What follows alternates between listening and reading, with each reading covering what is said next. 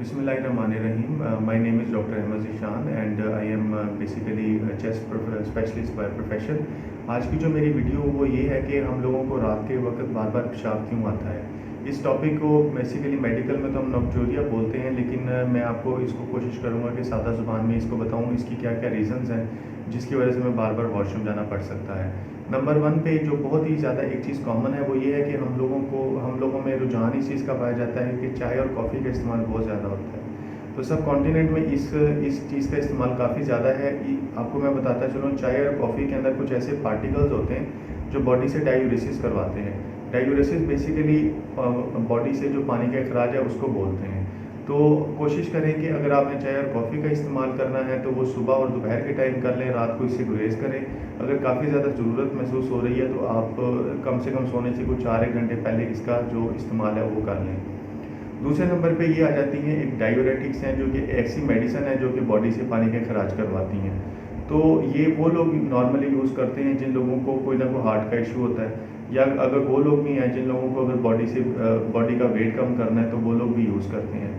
तो ये अगर आप रात के टाइम इस्तेमाल करेंगे तो इसका जो बेसिकली वो मैकेनिज़्म है कि वो बॉडी से पानी का खराज करवाएगी। तो ऐसा होगा कि आप रात को यूज़ कर लेंगे तो बार बार आपको यूरिन आएगा।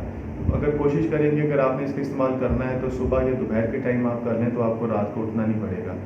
बाकी नेक्स्ट मैं आपको बताऊं कि हमारी मार्केट्स में जितनी भी कोल्ड ड्रिंक्स अवेलेबल हैं उनके अंदर भी ये पार्टिकल्स हैं जो डायूरेसिस करवाते हैं और बॉडी से पानी के खराज करवाते हैं।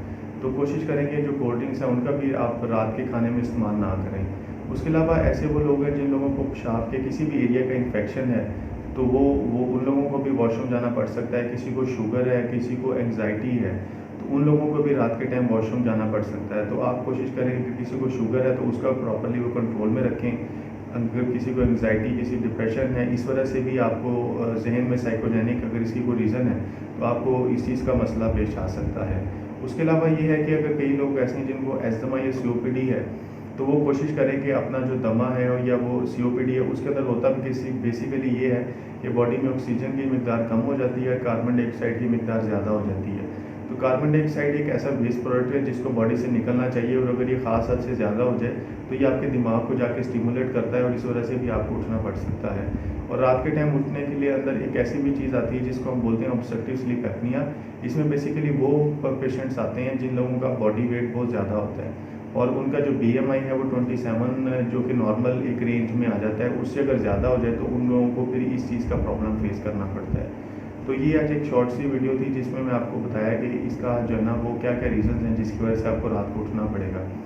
तो इस चीज़ का हल ये है कि आपने कॉफ़ी या चाय का इस्तेमाल रात में सोने से पहले नहीं करना। दूसरे नंबर पे ये है कि आपने जितना भी डायूरेटिक्स अगर आप मेडिसिन यूज़ कर रहे हैं, जो लोग यूज़ करते हैं वो इसके बारे में जानते हैं, तो वो लोग कोशिश करें कि सुबह या दोपहर में इस चीज़ का इस्तेमाल करें। बाकी ये है कि कोल्ड ड्रिंक्स का इस्तेमाल भी रात के खाने में परहेज़ करें। और उसके अलावा ये कि अगर आपका एज़मा या COPD वगैरह है तो उसको आप कंट्रोल में रखें। अगर आप ओवर वेट हैं तो उसको भी कंट्रोल में रखें। कोशिश करें कि पानी का इस्तेमाल है वो शाम में बंद कर दें या बहुत कम कर दें, जिसकी वजह से आपको अगर वॉशरूम जाना पड़ता है।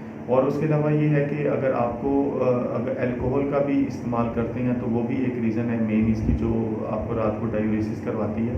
इसके अलावा जो हमारे वो लोग जिनकी जो थोड़ा 50 या 55 साल से अबव उनकी एज है, उन लोगों को प्रोस्टेट का इशू हो जाता है। होता क्या है कि प्रोस्टेट एक ऐसा गदूद है जो पेशाब की नाली में होता है। अगर इसका ख़ास हद से साइज़ ज़्यादा हो जाए तो ये पेशाब की नाली में रुकावट पैदा कर मतलब एक किस्म का उसको स्टॉप कर देता है, जिसकी वजह से ये हो जाता है कि जो उनका जो ब्लैडर है वो प्रॉपरली वो उससे यूरिन बाहर नहीं आता और वो वहाँ पे रुका रहता है, तो उनको कतरों की सूरत में यूरिन आता है। तो वो प्रॉपरली वो जो उनका ब्लैडर है वो इवैक्यूएट नहीं हो सकता। उसके रीज़न में ये है कि रात में भी उनको बार बार वॉशरूम जाना पड़ता है। तो अगर ऐसा कोई इशू है जिसमें आपको फील हो कि आपको कोई प्रोस्टेट का इशू है तो ज़रूर आप अपना अल्ट्रासाउंड करवाएं, किसी यूरोलॉजिस्ट, क्लासिफाइड यूरोलॉजिस्ट को दिखाएं और वो आप लोगों को इस चीज़ का ट्रीटमेंट बताएंगे। अगर आपको वीडियो में कोई मालूमात मिली है तो प्लीज़ चैनल को सब्सक्राइब जरूर कीजिएगा ताकि और भी मेडिकल से रिलेटेड आपको मुफीद मालूमात मिलती रहे। आपके टाइम देने का बहुत शुक्रिया। अल्लाह हाफ़िज़।